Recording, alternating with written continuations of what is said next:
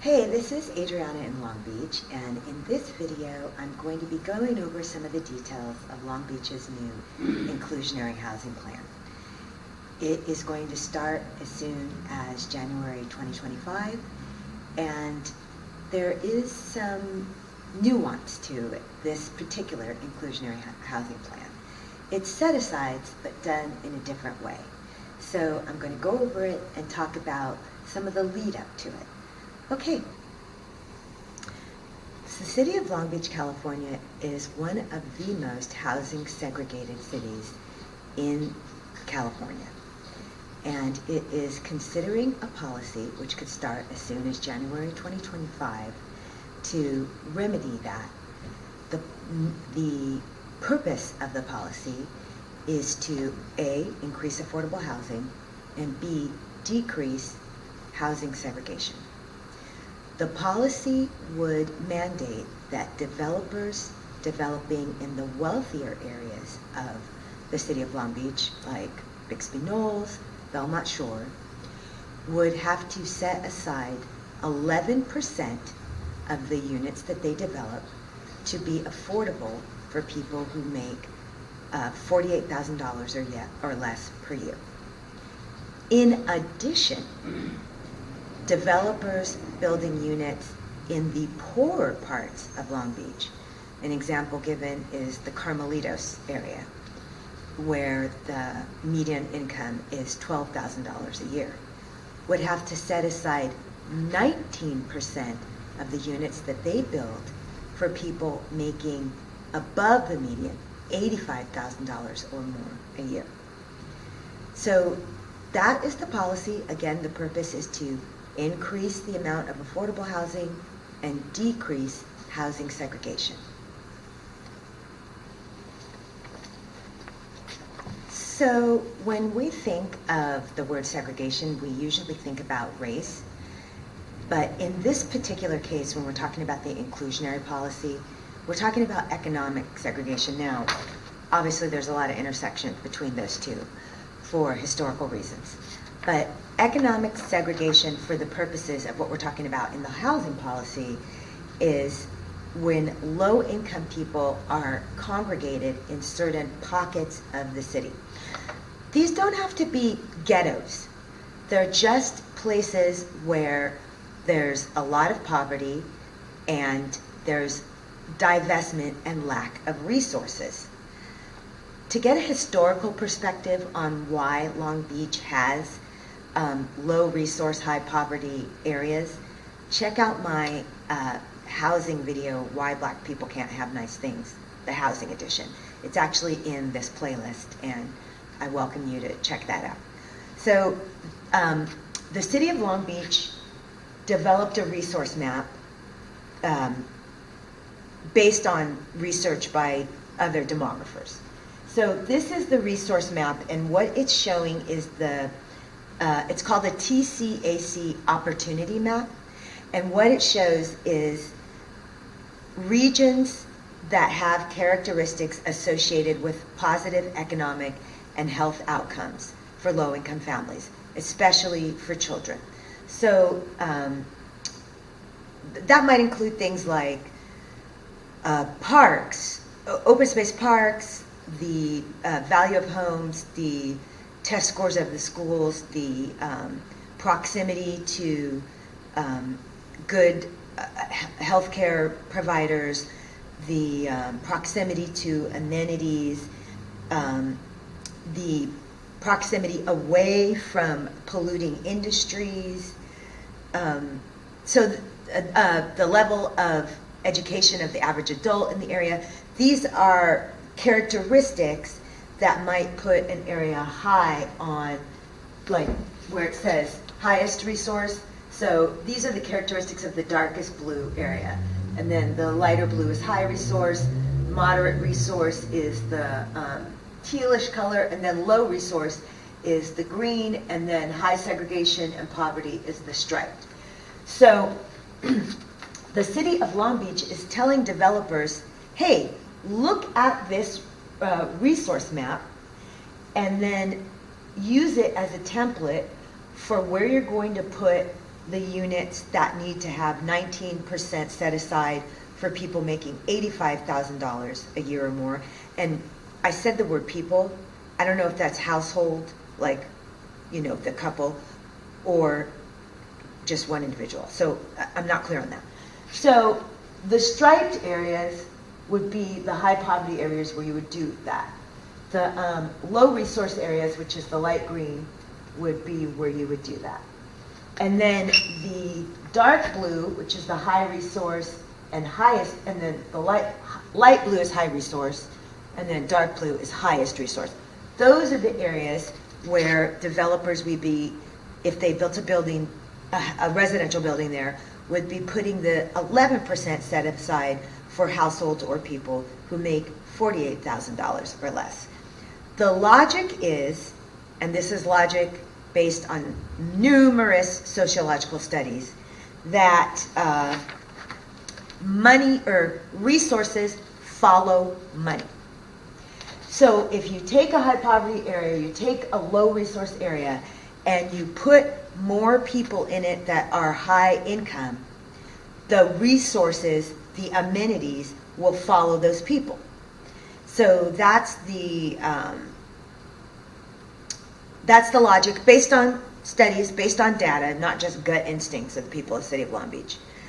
And the other thing is, by putting this mandate on new development, you won't be going into the high poverty areas, you won't be going into the low resource areas and displacing people that are already there, i.e. gentrifying, by taking an old building and rehabbing it, kicking out all those people and saying now it's for people that make $85,000 a year or more. So here's the resource map, and that's going to be used as a template. So every city in California is actually mandated to have a plan for creating enough housing for the people that live in that city. I know that sounds like a surprise. That's actually been the case since 1969, but the state never did anything to enforce it. So in 2021, Governor Gavin Newsom, my fantasy husband, signed a slew of bills, 31 bills, all having to do with housing. And it included the creation of the Housing Accountability Unit at the California Department of Housing and Community Development, HCD. So you're going to hear a lot in the paper about the HAU, the Housing Accountability Unit. What that unit will do is assist municipalities, give them technical assistance, for example, data and studies and charts and things. That's just one example.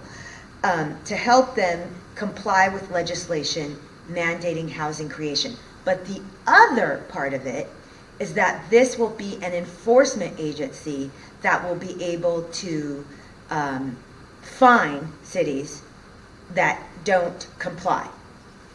So I want to be clear about what the state mandate is.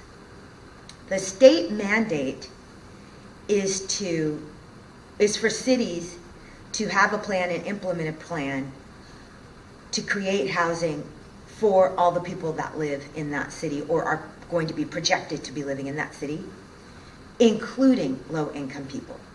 Did you hear me? Including low-income people. So that the mandate is just for housing in the overall. The mandate is not for affordable housing. And let me explain how this manifests.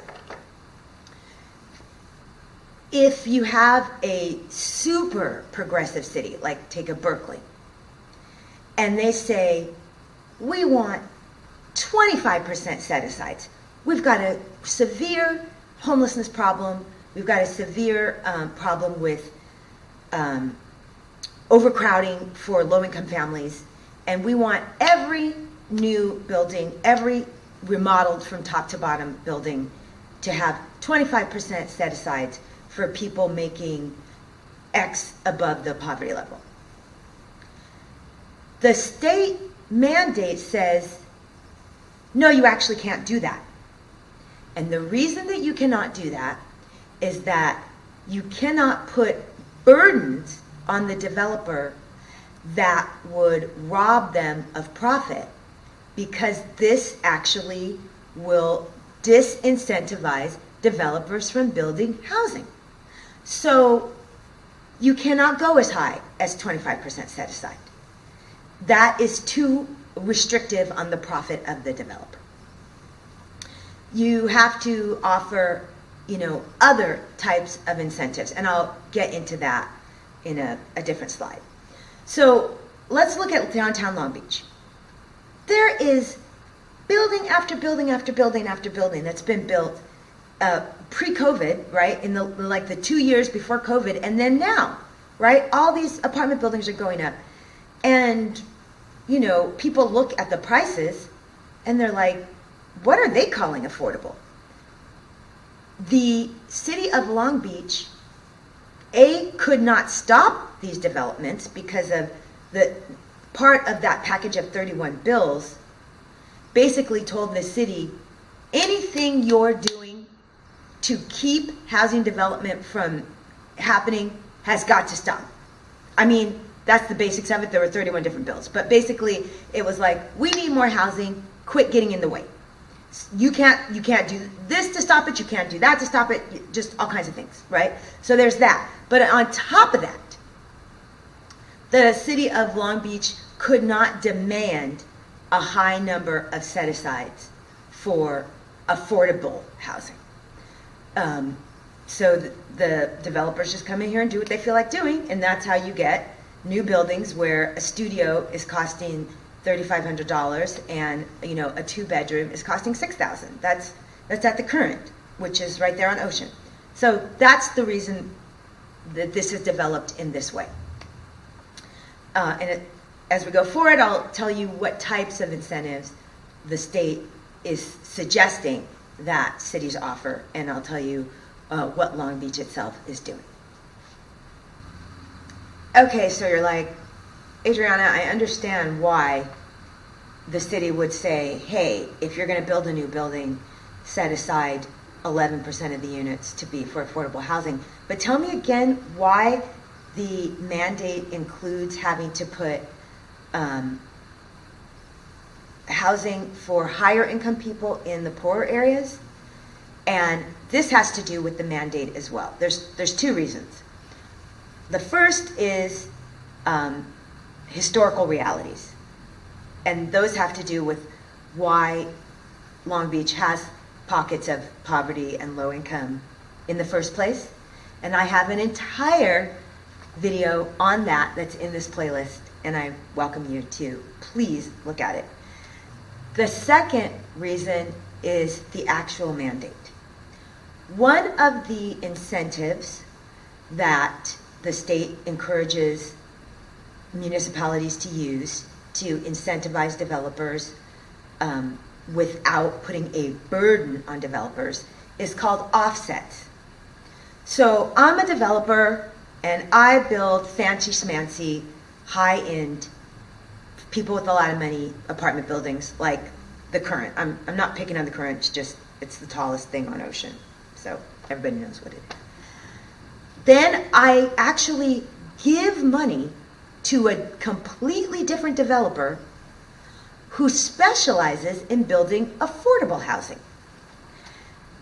To give you an example, First Congregational Church of Long Beach, my church, used to own the building on Chestnut that is behind it. And it used to be called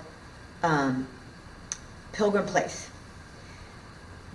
The United Church of Christ had an entity that was a developer. It was started in 57, I think, and it was a nonprofit, and all it did was build affordable housing for seniors. So that is the type of entity that the developer of the Current would give money to, and the money given is called an offset. Because the UCC's development arm was a nonprofit, they were eligible for grants and other type of funding that a for-profit developer, like the ones who built the current, could not access. So the state considers it more efficient that you go ahead and build the current and charge those outrageous prices for that fancy smancy building, and then you give an offset to UCC's nonprofit housing developer, and they know how to build affordable housing because that's all they do all day, every day, and they know how to get other sources of money, grants and whatnot, to help finance affordable housing because that's all they do every day. So it's more efficient for them to do it. And then you get to keep your building all for high-income people. So the thing about offsets is that they end up putting the low-income housing where the low-income people are, and then that just creates a loop that gets you, well, on the other slide, the striped areas where there are pockets of poverty. And that is what the city of Long Beach is attempting to avoid, and that's why they are saying, okay, you can do offsets, but any building built in the low-income area has to include housing that was made for people who are high income. So even if the nonprofit builds it, and with using partially the offset money they get, they still have to have 19% of the units be for higher income people. And that's to break down those pockets of poverty in the city. So that's just an overview of the Inclusionary Housing Ordinance. Long Beach Post is doing very good reporting on this, so I encourage you to follow them. But also, go onto the city website, and every Tuesday they post the agenda for the city council meeting, but they post the agenda for all of the city meetings, including the Planning Commission, the Housing Commission, all of that. And if you go on the week after the meeting took place, you can see the minutes. I'm telling you, downloading these PDFs and perusing them will keep you clued into what's going on in the city. I would greatly encourage you to do that. My last slide is empty, right? Because, well, why does Long Beach have pockets of poor people neighborhoods in the first place? This is where I'm going to hype my other video that I really want you to click on and watch, that is about the history of Black people and housing in Long Beach.